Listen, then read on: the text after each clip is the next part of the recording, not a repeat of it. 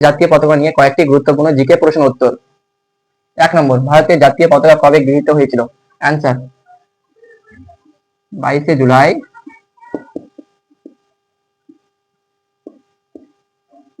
1947 সালে।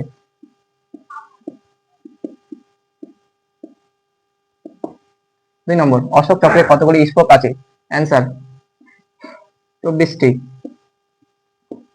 3 নম্বর, আইন অনুযায়ী ভারতের জাতীয় পতাকা কোন কাপড়ে তৈরি হয়? অ্যান্সার খাদি কাপড়ে।